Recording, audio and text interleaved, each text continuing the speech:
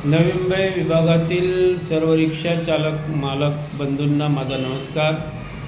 मित्रहो, आपणास माहीतच आहे की संपूर्ण महाराष्ट्रातील रिक्षा चालकांच्या प्रमुख मागण्याबाबत नवी मुंबई रिक्षा महासंघाच्या वतीने फेब्रुवारी 2025 पासून मुख्यमंत्री, उपमुख्यमंत्री, परिवहन आयुक्त, परिवहन मंत्री तसेच RTO नवी मुंबई यांना आपण सतत पत्रव्यवहाराद्वारे रिक्षा चालकांच्या मागण्या मान्य करण्याबाबत प्रत्यक्ष भेटणे, निवेदन देणे, मोर्चा, धरणे, आंदोलन, उपोषण याबाबतचा इशारा देणे याकरता सतत पाठपुरावा चालू आहे.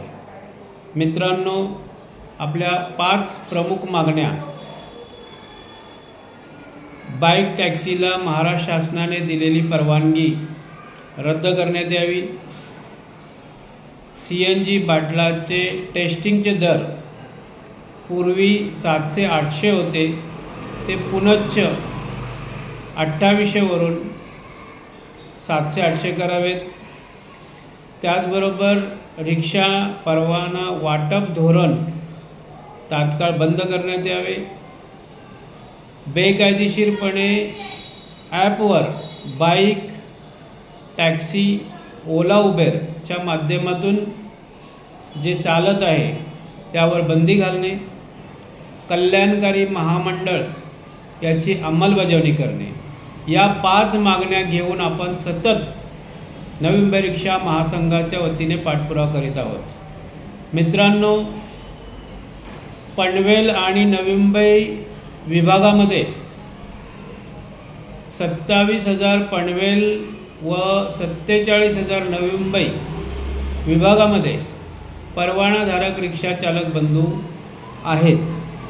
त्याचबरोबर लायसनधारक मिळून आज रोजी 1,20,000 रिक्षा चालकांची संख्या आहे.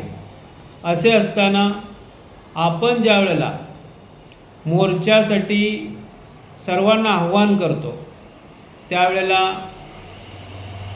200-300 रिक्षा चालकांच्या व्यतिरिक्त त्या ठिकाणी उपस्थिती नसते. ही खेदाची बाब आहे.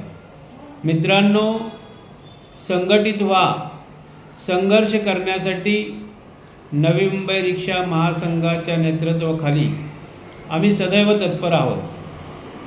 आपण वर्षातून फक्त आम्हाला 3 तास वेळ द्या. यानंतर 365 दिवस आपण कोणताही विचार न करता आराम से 365 दिवस व्यवसाय करा.